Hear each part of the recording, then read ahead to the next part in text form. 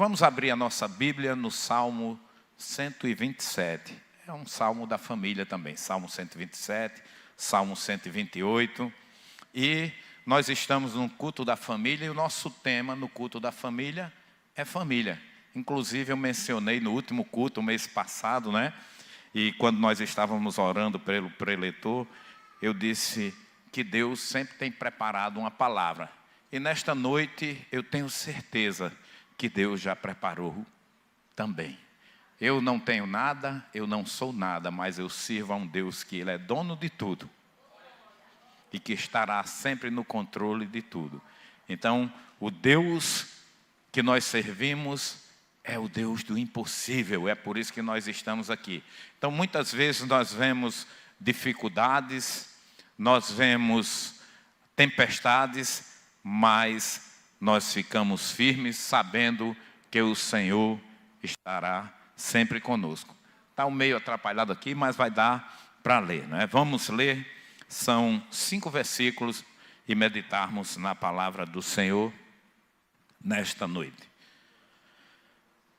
Se não for o Senhor o construtor da casa, será inútil trabalhar na construção.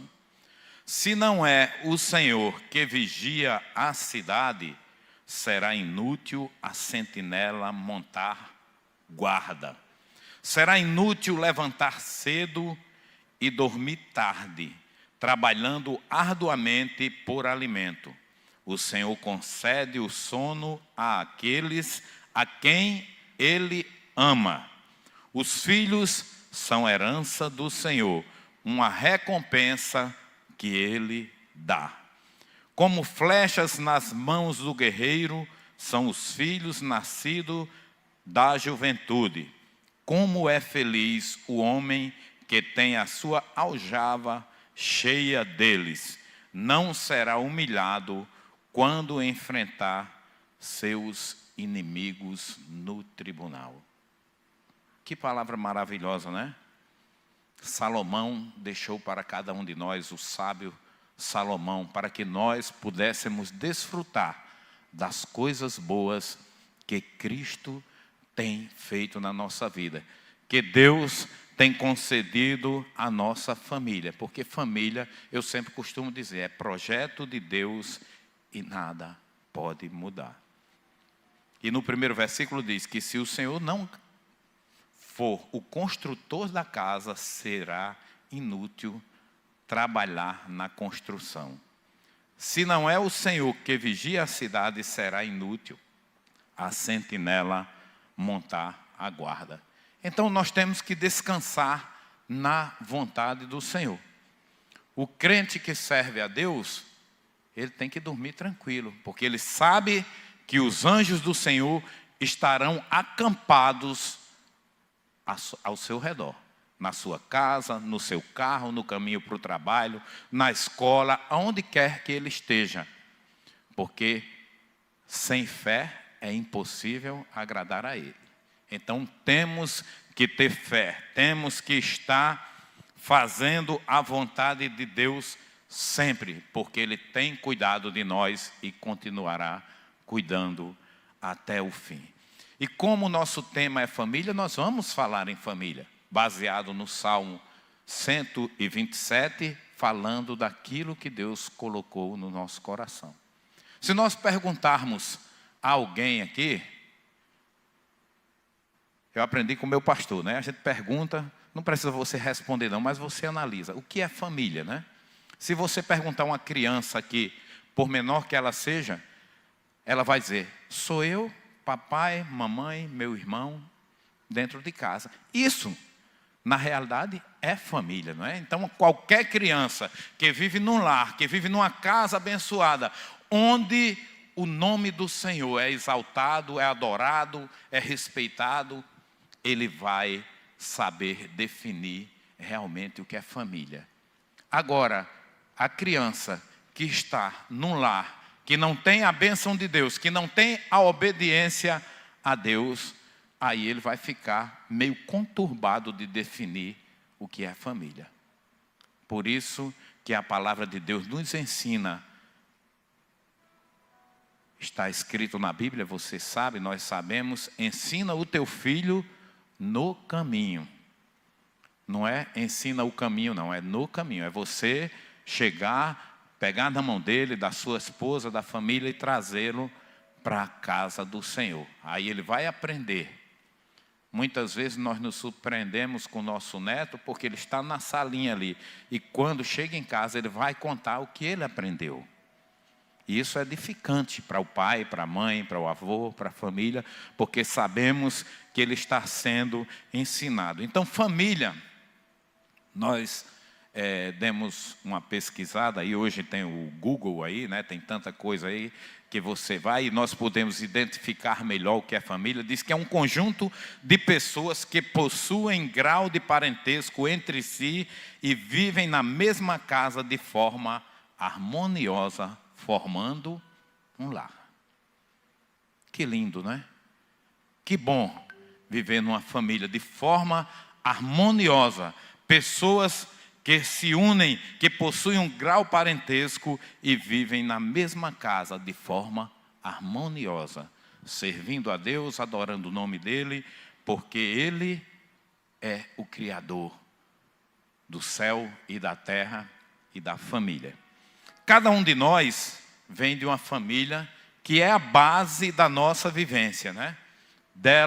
Dessa família nós nascemos e dependemos boa parte da existência. Somos profundamente afetados pelo comportamento e atitudes da nossa família. Por exemplo,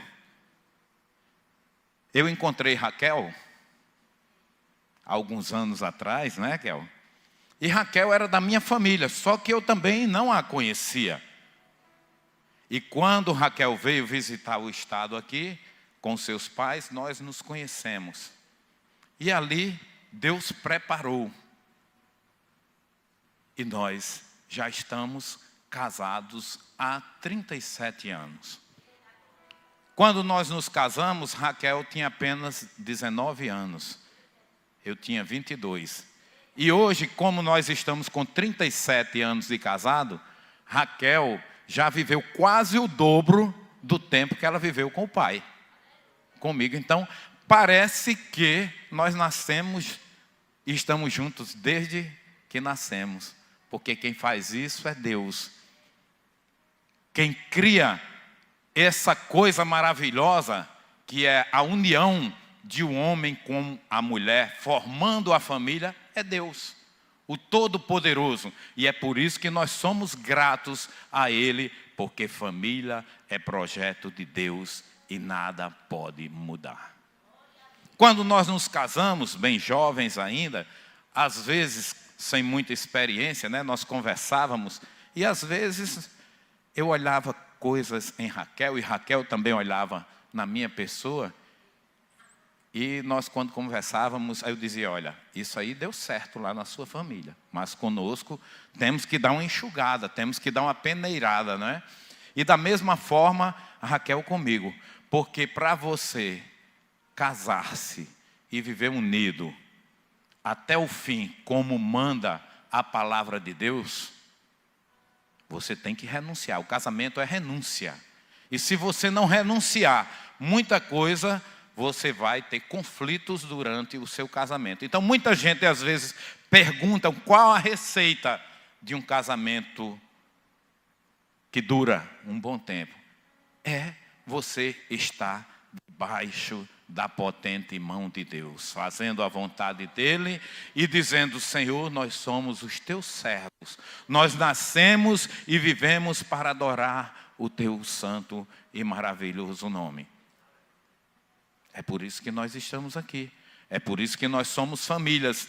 É por isso que nós precisamos aprender cada vez mais o que é viver na presença de Deus e em família.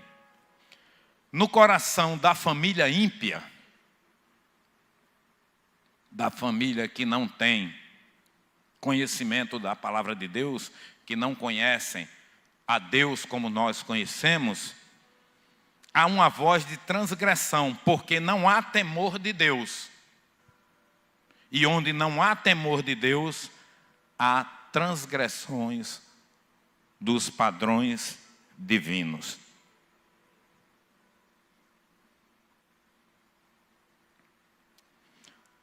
Nós aprendemos aqui, porque toda quarta-feira é ensinado, nós temos o culto de ensino aqui, que o temor do Senhor é o princípio da sabedoria. Então, quando nós vivendo o temor do Senhor, aonde há temor de Deus, há princípios verdadeiros, há amor, há sinceridade, há respeito, há sorriso, há abraço, há alegria, porque a família que serve a Deus, ela é diferente. Em função disso, da família ímpia que tem uma voz de transgressão porque não tem temor de Deus, em função disso, vemos uma epidemia de separações, divórcios, gravidez na adolescência, perda da autoridade dos pais, crimes sexuais hediondos, pais alcoólatras, ausência dos pais na educação dos filhos e a desestabilização da família. Estamos vivendo ou não diante dessa situação? Sim. E faz muito tempo que nós estamos isso. Porque o inimigo, ele só veio para matar, roubar e destruir. E a família, ela é projeto de Deus. Deus criou lá no início. Lá em Gênesis, você lê sobre a criação. E o inimigo não ficou satisfeito. Ele não quer ver uma família unida, saindo para a igreja, para servir ao Senhor, e o vizinho olhar de um lado, olhar do outro, aquele que está morando na frente, e dizer, olha, essa família aí, ela é diferente. Essa família aí, ela tem algo diferente na vida dela. Aquela criancinha ali, você não vê ela gritando, você não vê ela brigando, você não vê ela falando alto. Os pais chamam a atenção, mas de maneira que é educando, porque é necessário educar os nossos filhos hoje, porque o mundo jaz no maligno. E é o cumprimento da palavra de Deus. Para quem conhece a palavra de Deus, para quem estuda a Bíblia, para quem está na igreja, vivenciando as coisas boas que Deus tem para nós, ele fica tranquilo, ele dorme tranquilo, porque ele sabe que é o cumprimento da palavra de Deus. Então, por isso que as famílias estão desestabilizadas, porque não há temor de Deus. E quando não há o temor de Deus numa pessoa, numa família, numa casa, o lar fica desestabilizado. E nós precisamos cuidar da nossa família, pedir a Deus orientação para que possamos criar a nossa família no caminho que leva ao céu. É estreito, é apertado, é difícil a caminhada, mas nós chegaremos lá em nome de Jesus. Não podemos exigir de Deus responsabilidades para a manutenção e a felicidade da família, se não aplicarmos o plano que Ele tem para a nossa felicidade. Então nós não podemos exigir de Deus se nós não estamos fazendo a nossa parte. Deus faz a parte dele, mas nós temos também de fazer a nossa parte. Nós temos que estar buscando a presença de Deus. Nós temos que estar atuantes na nossa leitura diária. Toda quarta-feira o pastor está aqui ensinando e perguntando como é que está a sua leitura. Há 10 anos, quando eu cheguei aqui na igreja, pastor, isso me constrangeu. Porque às vezes a gente nos afazeres do dia a dia, no corre-corre, no trabalho, e às vezes lá na 2 o senhor perguntava, e eu ficava assim calado. Eu estou lendo, mas eu podia ler mais. eu podia procurar mais, eu podia aprender mais.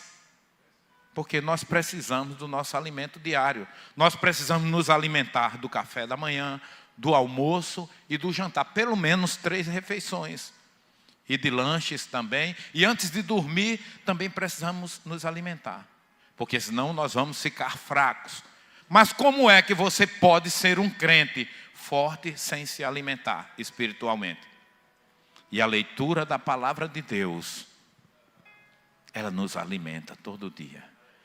Tem dias que às vezes você está cansado e você diz, não, eu não tenho tempo de ler, mas procure que você vai encontrar um tempinho. E às vezes você diz, eu vou ler só 2 ou 3 versículos, um capítulo, mas você começa a ler. E você começa a gostar, e Deus começa a falar, e o seu coração vai se transformando. E quando você vai percebendo, você já leu um capítulo, aí você diz, eu vou ler o capítulo seguinte, e Deus vai tocando no seu coração.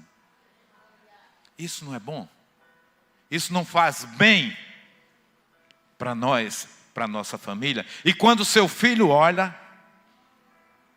ele vai dizer, papai está lendo a Bíblia, papai está estudando.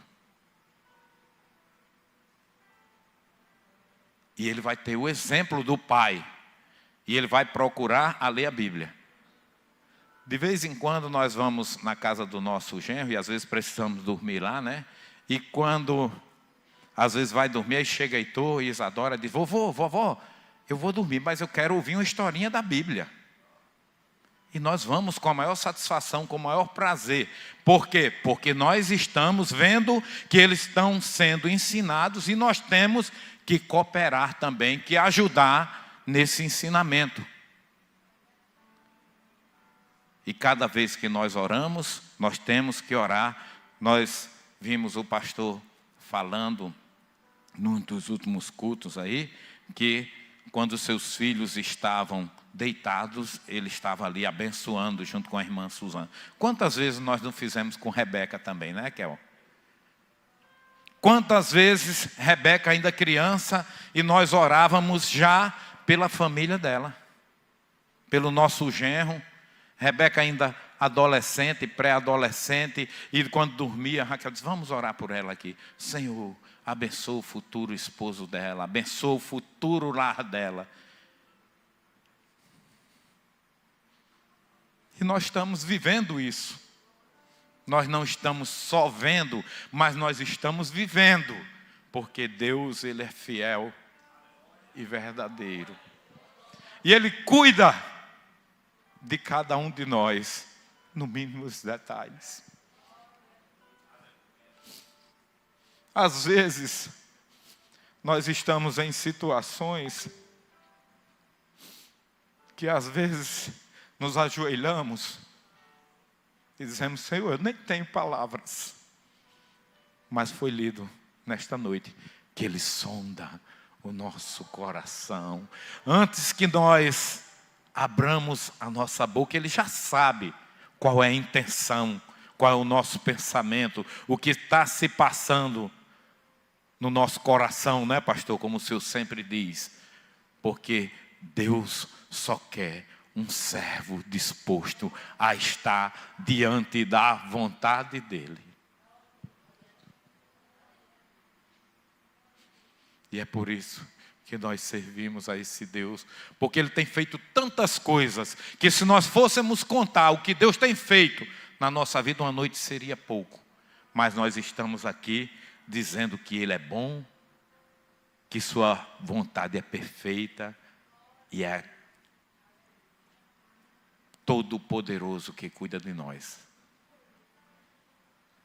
Paulo diz lá em Romanos que Sua vontade é boa, é agradável e é perfeita. E quem somos nós para contestar a vontade de Deus? Para dizer, eu quero assim, eu quero dessa forma? Não.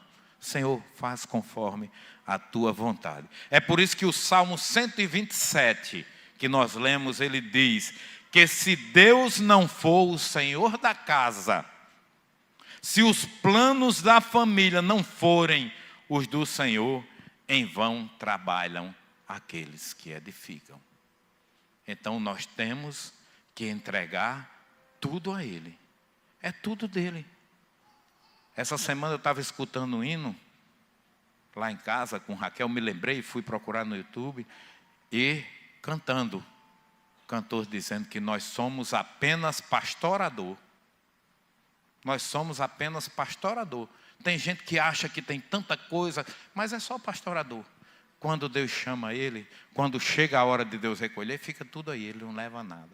E é por isso que nós estamos servindo e aguardando o momento em que Deus determinará o seu Filho para vir buscar a igreja e nós sermos arrebatados no abrir e fechar de olho.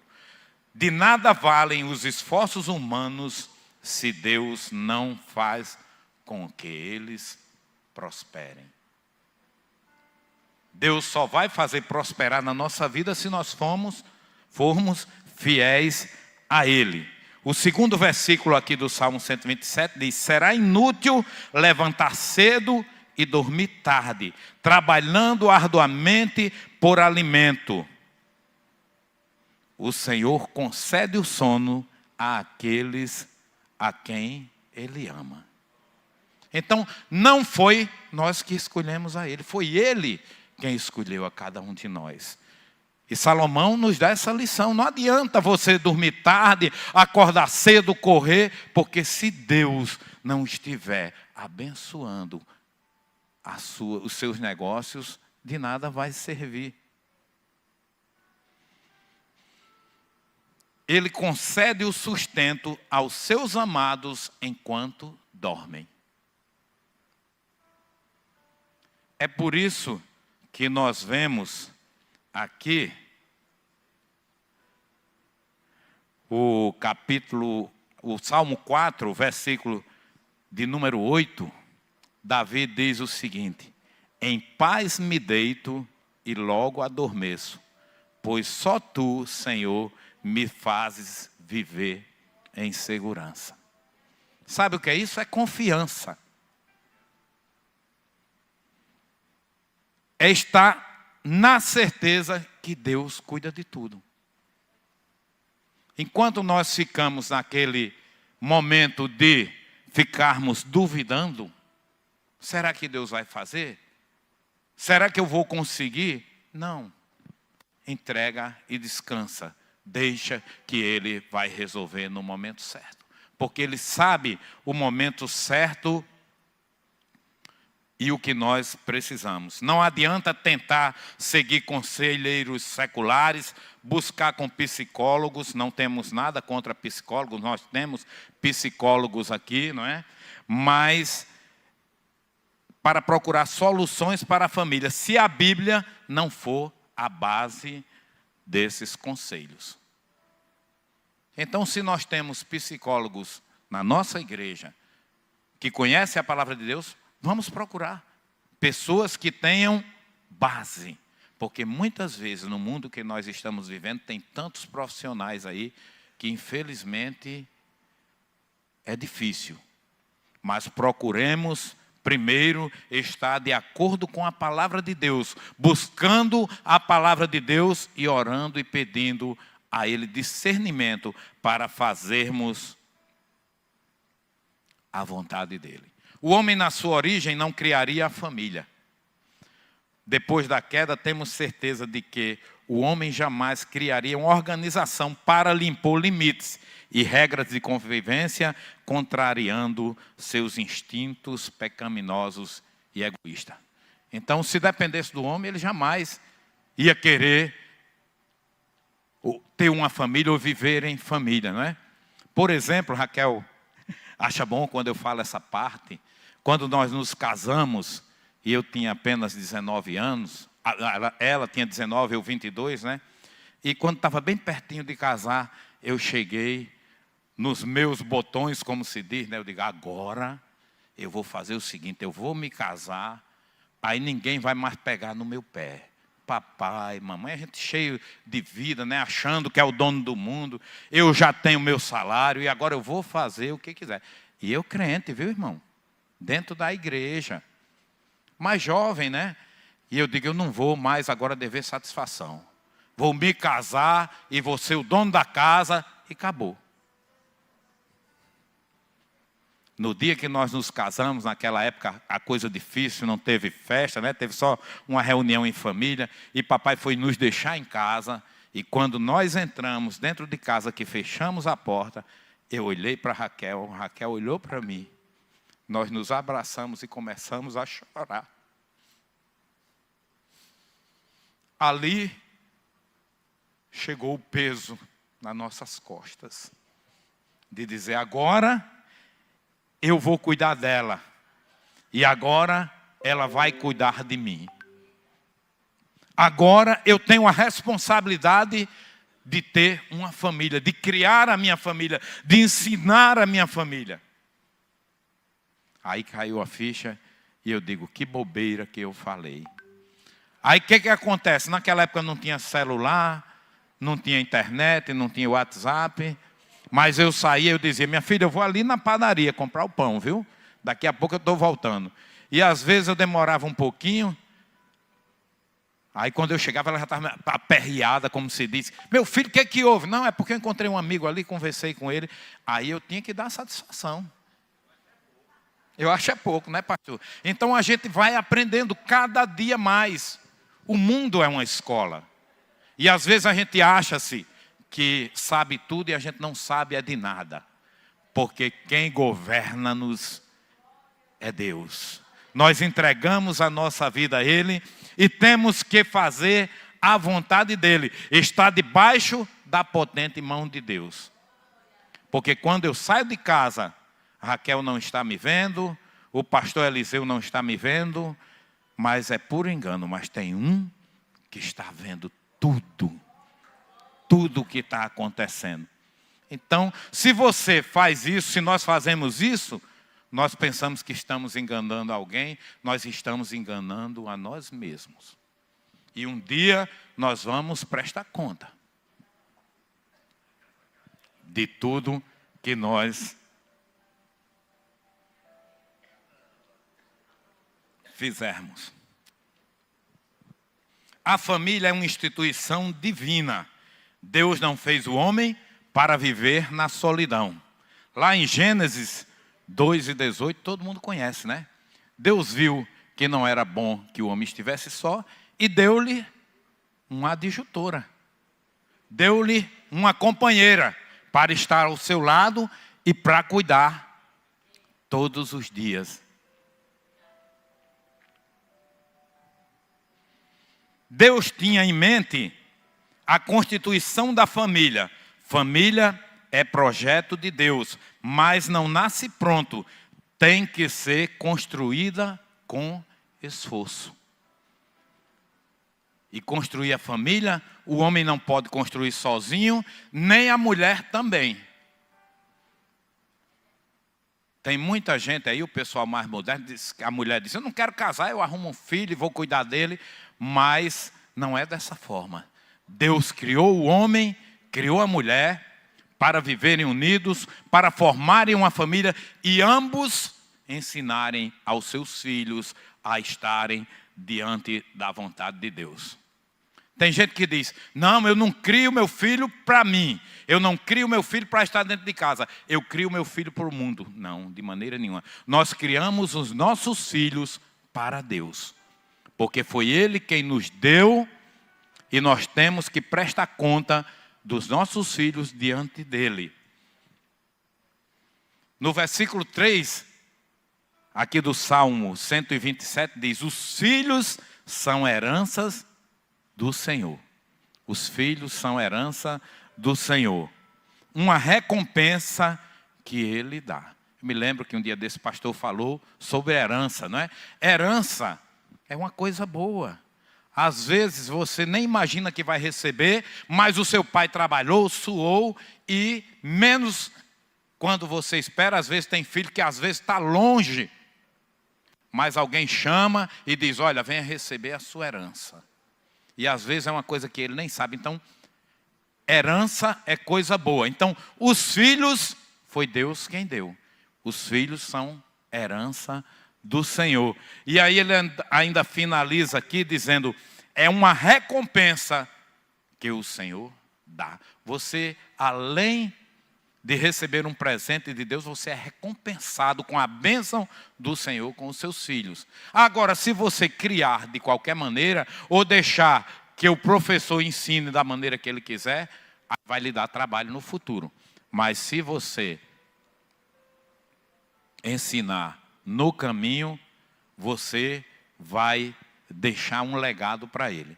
Hoje o meu pai está com 82 anos, está com Alzheimer, não me conhece mais, não conhece meus irmãos, não fala nada, mas quando eu chego lá, eu abraço ele, eu beijo ele, eu digo: papai, o senhor não me conhece, mas eu conheço o Senhor, porque ele deixou um legado para nós. Ele deixou ensinamento, muitas vezes até um pouco rude, né? Devido ao tempo em que ele viveu, mas talvez se ele não tivesse sido daquela maneira, talvez eu não estivesse no caminho. Hoje, sendo exemplo, não fosse o que eu sou. Então, honra o teu pai e a tua mãe, para que os teus dias sejam aumentados. Por ser de origem divina, o inimigo tem atacado a família de maneira implacável. As tentações aos pais de família na área do sexo, mau relacionamento dos filhos, têm sido constantes. Os ataques aos filhos, lançando-os contra os pais, né? Jovens envolvidos em bebedeira, em prostituição, em tudo quanto não presta. Então nós temos que ter cuidado, ensinar os nossos filhos para que eles aprendam dentro de casa. O filho, quando está pequenininho, é uma bênção. Você pega ele, faz o que ele quer, faz o que você quer, mas ele vai crescendo, ele vai engrossando o pescoço. Vai engrossando o pescoço. E se você não ensinar, eu dizia muito a Raquel, quando Rebeca era pequenininha, e às vezes a gente chegava, eu digo: minha filha, a gente às vezes olha, não, é o bichinho, deixa o bichinho aí, deixa ele quietinho, fazer a vontade dele. Mas se você não cuidar do bichinho, ele vai virar um bichão. E às vezes fica maior do que papai e mamãe. E se papai e mamãe não impor ordens, não impor a palavra de Deus, não ensinar a palavra de Deus, papai e mamãe vai apanhar no meio da cara. Infelizmente nós temos visto isso aí. Pais tirando a vida de filhos, filhos tirando a vida de pais, irmãos tirando a vida dos irmãos, cumprimento da palavra de Deus. Então, nós temos que estar ligados com Deus, fazendo a vontade dEle, que é boa, agradável e perfeita. Um lar não é apenas uma casa, uma construção. O lar é um ambiente em que convive uma família. O lar é um ambiente em que convive a família. Casa é construção de cimento e tijolos. Lar é construção de valores e princípios. Isso é muito sério. Casa é construção de tijolo e cimento. Lar é construção de valores e princípios. Valores familiares moldam o nosso caráter. O pastor já falou várias vezes o que é ter valor, né? Tem coisa que tem preço, mas tem coisa que tem valor. O que tem preço não tem valor, e o que tem valor não tem preço. Então nós temos que ensinar os nossos filhos a valorizar o seu lar, a sua casa, a sua família, para que sejam exemplos no futuro. Muitos pais têm perdido os filhos dentro de casa. A tecnologia tem prejudicado a reunião da família. A falta de diálogo é o grande problema de hoje em dia. Aqui eu estou usando o telefone aqui para transmitir algo da parte de Deus, para ensinar o que é bom. Se nós pesquisarmos coisas boas aqui, nós vamos ter. Agora, se você vacilar, aí você vai encontrar muita coisa que vai destruir o teu lar, a tua família e você mesmo. Mas tenha cuidado. ensine o seu filho, mostre para ele. Heitorzinho, um dia desse eu vi ele dizer, o pai e a mãe: papai e mamãe, todo coleguinha meu, quase todos têm celular, e eu não tenho. O pai disse, quando chegar o tempo, e a mãe, você vai ter. Agora não é tempo de você ter. Porque nós temos que cuidar, nós temos que ser diferentes. Porque se nós não formos diferentes, vamos se igualar ao mundo, ser de qualquer jeito. É aquela coisa que o pastor sempre diz, que o povo diz, não, todo mundo faz. Mas eu não sou todo mundo, né, pastor? Eu aprendi, eu não sou todo mundo, eu sou diferente. Eu tenho algo diferente na minha vida. Eu tenho o Espírito Santo do Senhor, que é o censor que cuida da nossa vida. Porque quando às vezes eu quero me desviar do caminho, nós somos falhos. Nós somos humanos. E às vezes a gente amanhece assim um pouco triste, mas você diz, eu tenho um Senhor que cuida de mim. E aí o Espírito Santo fala dentro de você, ei, não foi isso que você aprendeu, não foi isso que teu pai te ensinou, não foi isso que você aprendeu na igreja. Levanta a cabeça e diga, eu sou dele, eu faço a vontade dele, eu sou o servo dele. Para que haja um lugar que possa ser chamado de lar, deve haver amor, harmonia, que isso é igual a acordo, chama-se acordo. Tem que haver paz, que é ausência de conflito. E também tem que ter relacionamento saudável, que é o bem-estar. Então, se você tem isso que nós falamos, amor, harmonia, ausência, paz, né, que é a ausência de conflitos e relacionamento saudável, você está vivendo em um lugar chamado lar. Você está vivendo em um lugar, vivendo com sua família, que é projeto de Deus e nada pode mudar. A Bíblia mostra que conflitos fazem parte da vida. Disse Jesus, no mundo tereis aflições. João 16, 33, parte B, né? Mas tende bom ânimo, eu venci o mundo. Então, se ele venceu, nós venceremos. Por causa de nós, não, por causa dele. Porque nós vencemos nele. Nós somos mais do que vencedores por ele. Ele previu os problemas de relacionamento. E assim os inimigos do homem são os seus próprios familiares. Se você ler lá em Mateus capítulo 10, versículo 34 e 37, anote aí, você vai ver que os maiores inimigos do homem estão dentro da família. Por isso que nós estamos vendo famílias destroçadas, desmanteladas, vivendo de qualquer jeito. Crianças tentando tirar a sua própria vida, vivendo com depressão. É isso que nós estamos vivendo hoje. Falta de ensinamento, falta de Deus na vida dos pais, que não estão mostrando à sua família o ensinamento da palavra de Deus. No relacionamento entre os membros da família, muitas vezes surgem atritos e problemas que deixam verdadeiras feridas na alma, mais difíceis de sarar do que feridas no corpo, mas a Bíblia tem tratamento para isso. Cuidado quando você abre a sua boca para falar com sua esposa, com seu filho, com sua filha. Por quê? Porque a boca, a língua, ela abençoa, mas também ela amaldiçoa. Então, ensine o seu filho com carinho, com respeito, com educação, mas também com autoridade da parte de Deus. Peça a Deus para lhe dar autoridade, para que você possa ver o seu filho vencer na vida e ser um homem de bem, ser uma mulher de bem, ter uma família que representa a voz de Deus na terra. É preciso reconhecer os problemas no relacionamento. Não adianta guardá-los. A Bíblia diz, não se ponha o sol sobre a vossa ira. Irai-vos, mas não pequeis. Então, se você tem sido ferido por alguém, se alguém lhe feriu, se alguém lhe magoou, nós vimos aqui que às vezes nós falamos coisas que ferem mais do que uma pancada, do que um beliscão, do que muita coisa, porque mexe com o intelecto daquela pessoa.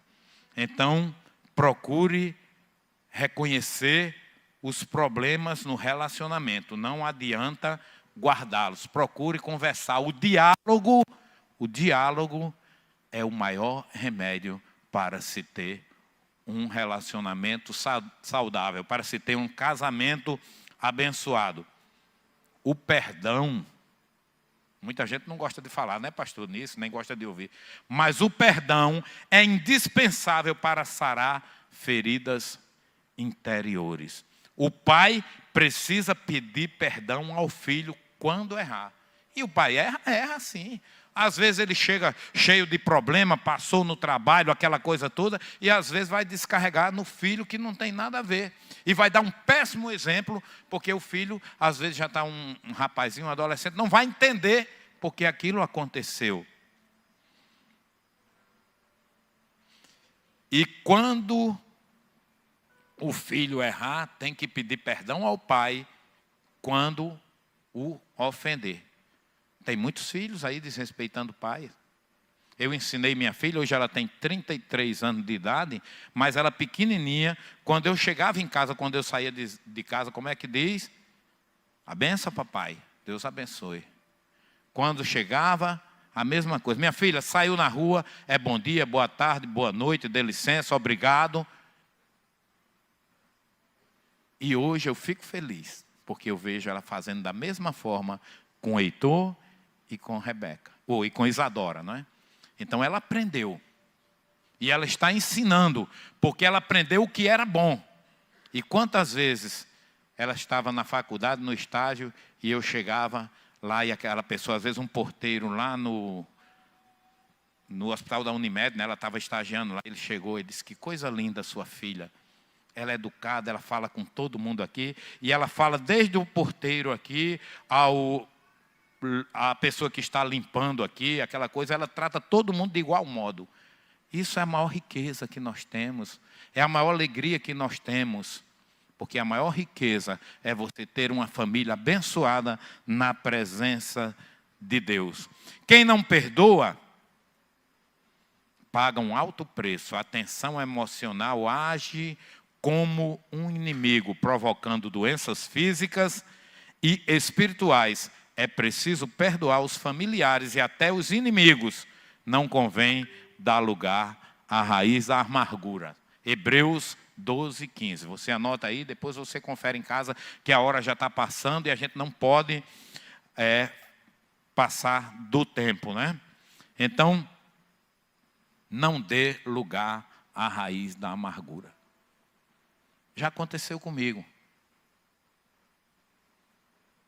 Uma vez,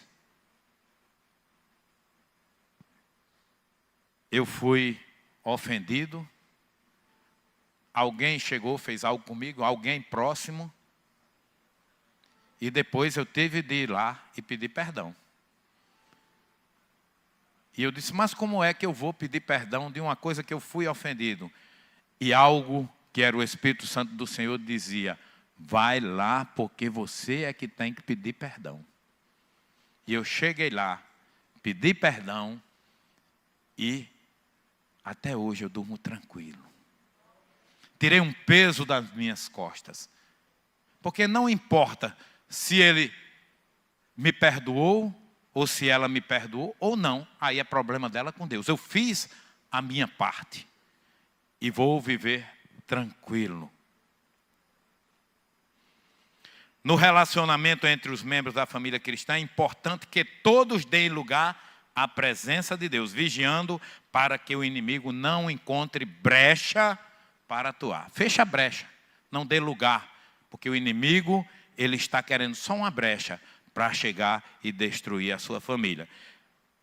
Sabe qual é o remédio? Oração e jejum, leitura da Bíblia diária, nós já falamos aqui, o culto doméstico, que hoje ninguém mais quer fazer. Orar na hora que for se deitar, orar quando se levantar, orar na hora das refeições. Essa semana, Rebeca estava cirurgiada, eu estava lá na casa dela, a gente conta essas coisas porque é bom, isso é gratificante. E Isadorazinha foi deitar, eu estava lendo para ela uma historinha, aí depois ela disse, vovô, eu nem orei. Eu digo, ore, deitadazinha. Ela já estava deitada cochilando, eu disse, não, vovô, eu vou ficar de joelho. Aquilo foi uma lição para mim. Ela disse, não, vovô, eu vou ficar de joelho. Porque nós aprendemos com os nossos filhos. Nós aprendemos com os nossos netos. Agora, para isso, nós temos que ensiná-los a andar no caminho. Então, o culto doméstico é essencial para a sua família. No dia que Rebeca casou, já tem 10 anos, né, Rebeca?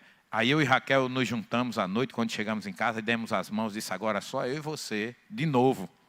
Vamos agora louvar o Senhor, ler a palavra, estudar a palavra, e eu tenho feito isso todo santo dia. Às vezes de manhã, eu gosto de ler de manhã, quando não dá de manhã, de tarde, à noite, mas nós temos que fazer isso. A prática do fruto do Espírito. Já vou terminar, viu? Estou terminando, pastor. A prática do fruto do Espírito, principalmente do amor e da temperança.